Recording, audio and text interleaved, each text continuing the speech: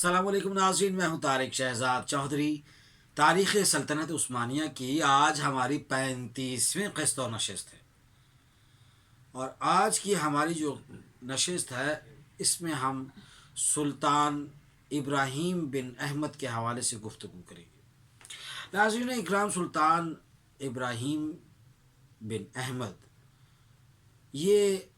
سلطان مراد چہارم کے بعد تخت پر براجمان ہوئے، اور ان کی تخت نشینی کے حوالے سے ایک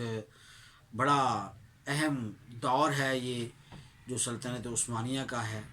اور شاید یہ پہلی مرتبہ تھی، چونکہ 1049 سے لے کے 1058 ہجری تک یہ ان کا عہد سلطانی ہے۔ اور دوسری جانب جائیں تو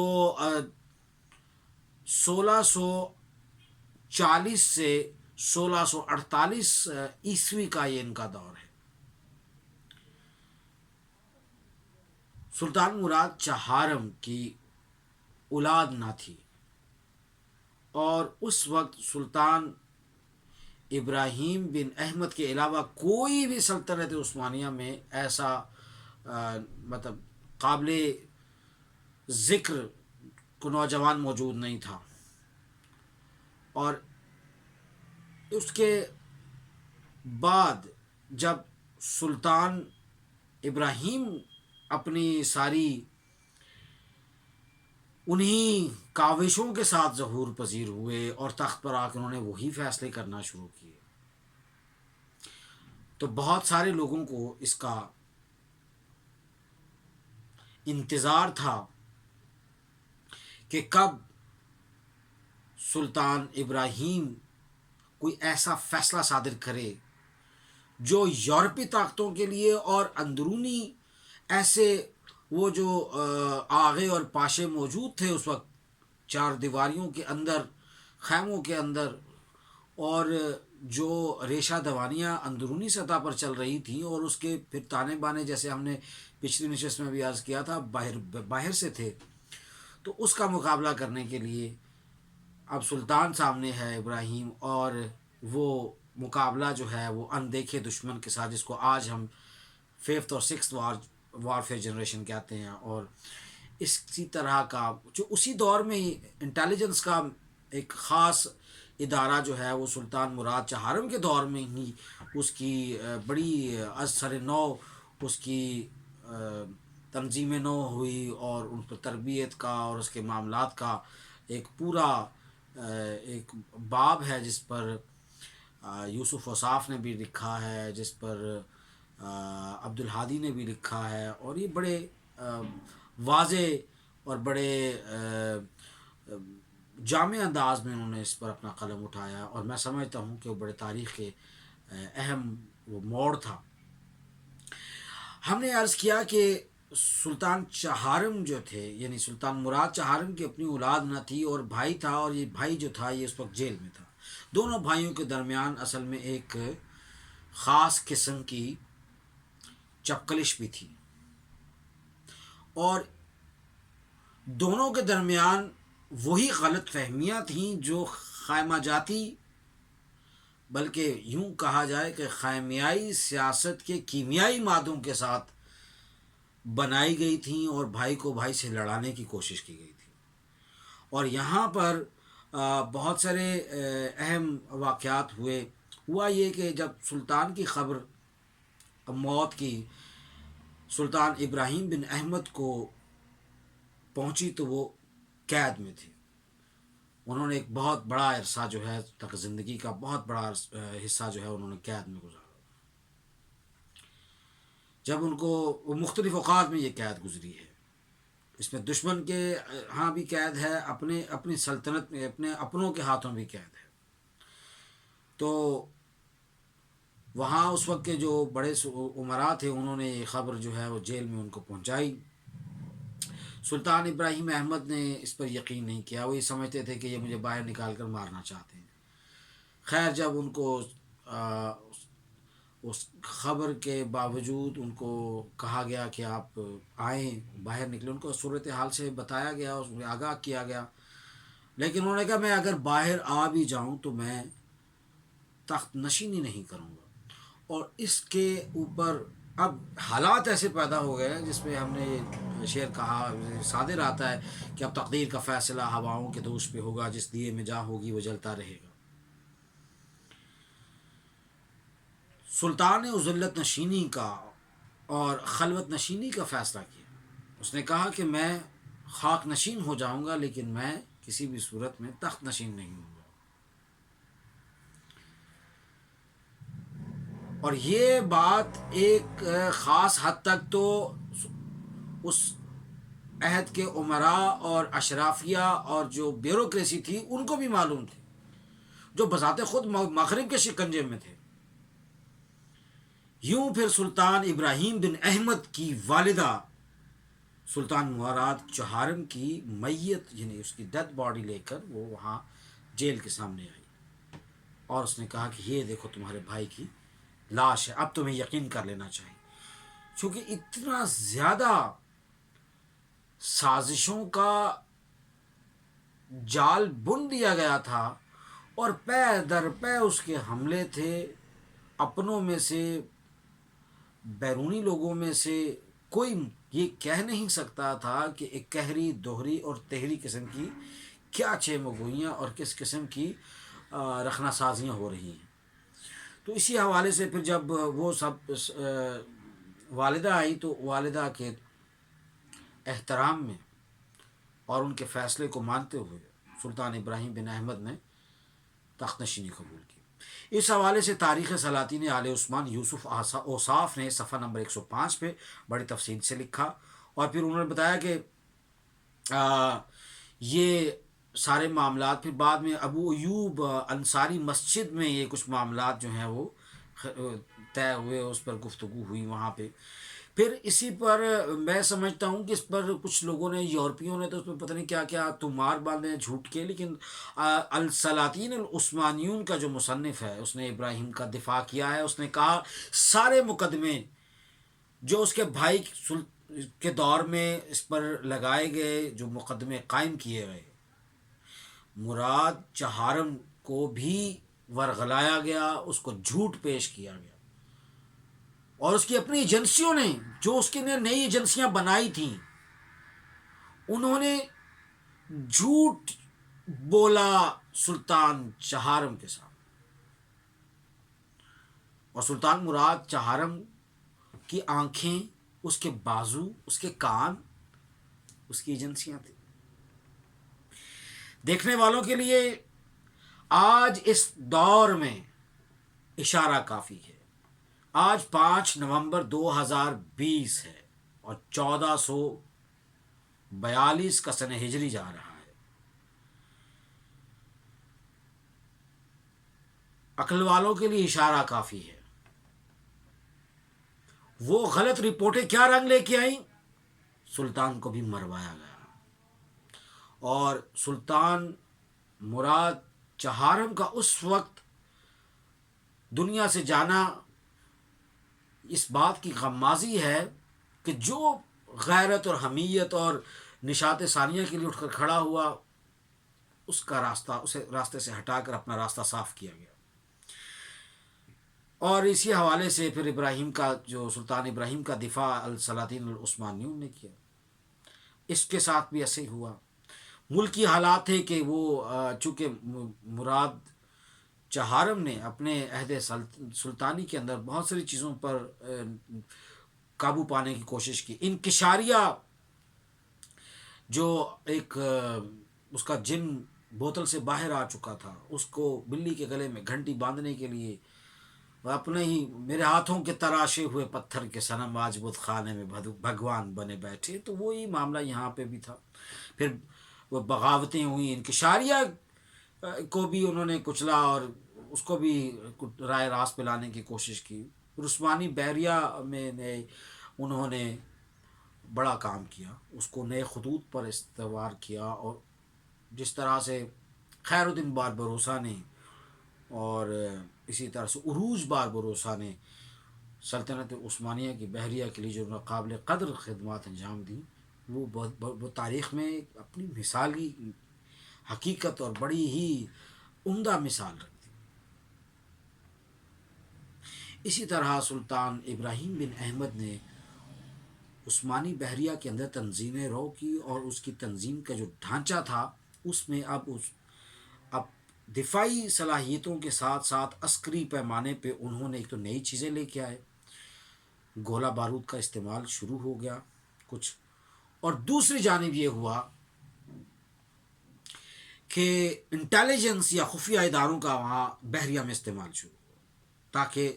دیگر بندرگاہوں کو تجارتی پیمانے پہ اب معاملہ، چونکہ کلونیلزم کا 15ویں صدی میں شروع ہو چکا تھا فرانس، اور یہاں آپ دیکھیے تو آخر میں یعنی کہ 17ویں صدی کے عروج دیکھیں تو آپ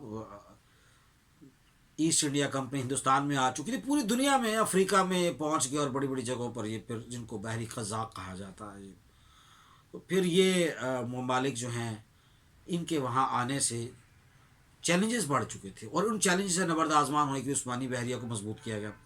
پھر اسی طرح سے مالیات اور ٹیکس کے نظام کو بہتر کیا گیا، اور دولت العثمانیہ میں ڈاکٹر اسماعیل نے بہت نفاست کے ساتھ لکھا ہے، صفحہ نمبر 160 میں اور 108 میں، اور یہ تقریباً کوئی 30 35 40 صفحے ہیں اس کے اوپر ان کے۔ پھر صدر اعظم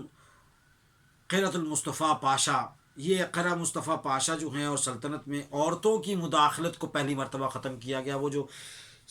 خیاموں کے اندر سیاست ہوتی تھی۔ ہمارے ہاں تو قضیہ یہ بھی ہے نا، یہ تو چلو ابھی ارطغرل ڈرامہ آیا تو کچھ میدان جنگ کی، میدان کارساز کی کہانیاں اور قصے اور بہادری اور شجاعت کے کچھ قصے سامنے آئے، وگرنہ یہاں تو میرا سلطان ہی چلتا ہے، ہماری خواتین میں اتنا مقبول ہوا پاکستان کے اندر، اور جہاں جہاں دیکھا جاتا اردو سمجھی جاتی، ہم نے، اور شاید یہی وجہ تھی کہ جو ارطغرل جیسے ڈرامے کی ضرورت کو ترکی کے سماج نے بڑا محسوس کیا، اور معاہدہ لوازن کے حوالے سے جب گفتگو کی جاتی ہے تو ان کو اندازہ ہوا کہ یہ معاشرے کے اندر اس طرح کے ڈرامے دکھا کر ہم شاید وہ مقاصد حاصل نہ کر سکے جو معاہدہ لوازن کے لیے 2023 کے لیے ہم نے سوچ رکھا ہے۔ تو خیر مختصر یہ ہے کہ جو صدر اعظم بھی بڑا اچھا اس دور میں ملا سلطان ابراہیم بن احمد کو، اس نے جو خیمہ جاتی سیاست تھی اس کا تقریباً خاتمہ کیا۔ عورتیں جو بڑھ چڑھ کر، سلاطین پیچھے تھے، تلواریں نکلتی تھی، سونتی جاتی تھیں، بے نیام ہوتی تھی صرف اور صرف عورتوں کے کہے پر، تو وہ سامنے بھی نہیں ہوتی، تو وہ مفسدات اور مفسدہ پردازیوں کا جو خاتمہ کیا گیا، ان کی جو بے حقنی کی گئی اور انہیں جڑ سے اکھاڑ پھینکنے کے لیے جو اقدامات کیے، وہ صدر اعظم قلعہ مصطفیٰ پاشا کے حوالے سے بڑے اہم ہیں، اور یہ تاریخ ان کو یاد کرتی ہے۔ اس میں بڑے بڑے ٹیڑے اس نے سیدھے کیے جناب۔ چونکہ اب بہت لمبا موضوع ہے یہ، ہم اس کو بڑا ہی مختصر کیے دیتے ہیں کہ بحوالہ تاریخ ہے دولت عثمانیہ، اسماعیل سرہنگ بہت اچھا مورخ ہے، یہ نپات اللہ، صاف ستھرا، دروغگو نہیں ہے، جھوٹ نہیں بولتا، اور اسماعیل سرہنگ کی جو تاریخ دولت عثمانیہ ہے اس کا صفحہ نمبر 150 سے 35، 135، 150 اور دیگر اس کے جو ارد گرد کے آجو باجو کے جو زمین و یسار کے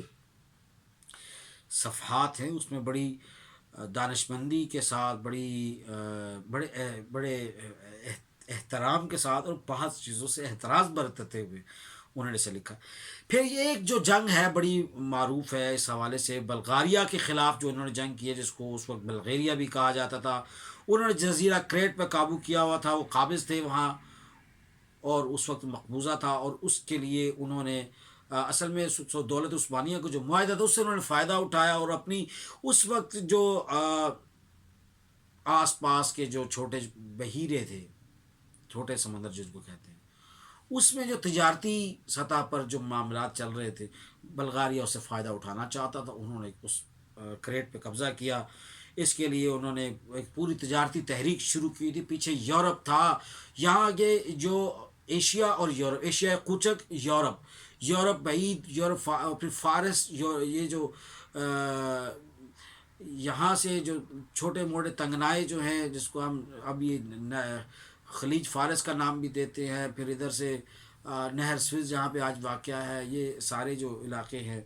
یہاں پر اب تیزی سے وہی نو آبادیاتی نظام جس کا ہم نے ذکر کیا کہ واسکو ڈے گاما اور کرسٹوفر کولمبس نے جو 12ویں صدی میں جو کام کیا تھا وہ اب آ کر بہت ہی زیادہ پختہ ہو چکا تھا، اور اب کلونینزم یا نوآبادیاتی نظام کے تحت چھوٹے ملکوں کا استحصال شروع ہو چکا تھا، اور اب سماجی سطح پر جو زندگی ہے وہ کروٹ بدل رہی تھی تجارتی معاہدوں کی صورت میں، اور تجارت کے ذریعے کلچر اور سماج تبدیل ہو رہے تھے۔ یہ 15ویں صدی کے بعد کا وہ دور ہے۔ آپ اگر انقلابات کو بھی دیکھیں تو یہ سارا وہی دور ہے۔ یہاں دیکھیں تو بر صغیر میں بھی ایسٹ انڈیا کمپنی اور کئی انڈین کمپنیز آئیں انڈیا میں، فرانس کی کمپنیاں بھی آئیں، برطانیہ کی کمپنی ایسٹ انڈیا کمپنی تھی، اینگلو انڈین کمپنیز تھیں، تو انہوں نے آ کے تجارت کے نام پہ پھر وہ استحصال اور ایکسپلائٹیشن شروع کی، جس کا شکار آج تقریباً دنیا کی آدھی سے زیادہ، بلکہ میں یوں کہوں تقریباً پوری ہی دنیا اس کا شکار ہے۔ تو بلغاریہ کے ساتھ انہوں نے وہ مشرق اور مغرب کے اندر اپنا ایک خاص اثر و رسوخ چاہتے تھے۔ سلطان نے بھی ان کو سبق دینے کی ٹھان لی اور اس نے ان کی سرخوبی کے لیے تلوار باہر نکالی، لیکن پھر میں وہی کہتا ہوں کہ جب بہت سارا پانی پلوں سے بہہ چکا تھا، چڑیاں کھیت چک چکی تھیں، اور اب تیر کمان سے نکل چکا تھا، بہت دیر کے بعد یہ سلطنت عثمانیہ جو کمزور سلاطین آئے ان کا نقصان ابھی آپ کے سامنے ہے۔ اور اسی حوالے سے میں یہ عرض کرنا چاہتا ہوں کہ جو ان کو پہلے بھی ہم نے کہا کہ جو سلطان مراد چہارم کو جو مروایا گیا، اس کو جو میں سمجھتا ہوں اس کو مروایا گیا تھا، وہ اس دور کا وہ سلو پوائزننگ بڑا مشہور رہی ہے،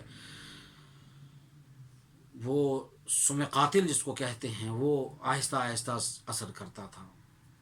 یہ جن لوگوں نے ارطغرل کو بڑے تفصیل سے بڑا محققانہ بنظر غائر دیکھا ہے وہ بھی جانتے ہیں، اور یہ اس دور کے رواج تھا، اور یہ آج بھی کسی نہ کسی صورت میں قائم ہے۔ اور موجودہ حالات میں بھی اگر آپ دیکھیں تو آج کے دور میں بھی ایسا ہوتا ہے، تو ایجنسیوں نے اپنی ہی ایجنسیوں نے سلطان چہارم مراد چہارم کی ایجنسیوں نے بھی اسے غلط رپورٹ دی، اور انہی ایجنسیوں نے پھر سلطان ابراہیم بن احمد کو بھی غلط مشورے دیے، اس کو غلط رپورٹس دیں، جہاں اس کو سرکوبی کرنی چاہیے تھی اس کی جگہ انہوں نے دوسری جگہ گئے، اور یہ سارا اس طرح سلسلہ چلتا رہا۔ پھر جب یہ ہم بلغاریہ کے حوالے سے گفتگو کو آخر میں سمیٹتے ہوئے یہ ضرور کہیں گے کہ اس نے ان سب کا کلا کما کیا، ان کی جائیدادیں ضبط کیں، ان کے سارے کیے چٹھے جو تھے وہ ان کے پاس آئے، اور سلطان 1645 بمطابق 1645 اور میں تقریب یہ بنتی ہے عیسوی، اس میں اس پر ایک حملہ ہوا تھا، خیر نہیں، اور یہ اس کا عہد سلطانی بڑا جاندار تھا، لیکن انہی ریشہ دوانیوں کا یہ شکار رہے۔ استنبول میں فوج نے بغاوت کر دی، اپنی ہی فوج نے، اس کے پیچھے وہ دیکھو انکشاریہ کو جو انہوں نے ٹکانے لگایا، ادھر سے اپنی ایجنسیاں آگے سامنے، حق پرست آدمی تھا اس کو جناب انہوں نے کہا کھڈے لان لگاؤ اس کو، اور یہ ہوتا آیا تاریخ کے دسترخوان پر ہمارے ساتھ 1000 سالوں میں مسلمانوں کے ساتھ ہوتا ہی آیا ہے۔ جب کوئی دلیر آدمی آ گیا ہے اس کو پیچھے ہٹایا، جب کوئی اچھا قاضی آ گیا ہے، کوئی اچھا منصف آ گیا ہے، اچھا جج آ گیا ہے، اس کو اٹھا کے سائڈ پہ لگا دیا، کوئی اچھا عالم آ گیا ہے، کوئی اچھا مدرس آ گیا ہے، کوئی دین کی بات کرنے والا، اللہ اور اس کے رسول کی بات کرنے والا، اس کو سائڈ پہ لگا دیا، یا پھر شریعت کو اور دین کو اپنے فائدے کے لیے استعمال کیا گیا، اور اس کو پھر مغربیت یا اپنے معاشرے کی روایات کا گلا گھونٹ کے دفن کر کے اس کو اپنی مٹی میں بیرونی الغار ثقافت اور یہ سارا کچھ جو اب ہم دیکھ رہے ہیں، ہمارے تمام جتنے بھی مواصلاتی ذرائع ہیں اور جتنے بھی ہمارے اس وقت کے جو سماجی ذرائع ہیں، رابطے ہیں، اس پہ آپ دیکھ رہے ہیں۔ پھر اس حوالے سے بہت سارے مورخین نے لکھا ہے، لیکن میں سمجھتا ہوں کہ ڈاکٹر عبدالہادی نے اس پہ بڑا خوبصورتی سے لکھا. وہ 34 سال بیچارہ وہ اسی طرح سے مشکلات کا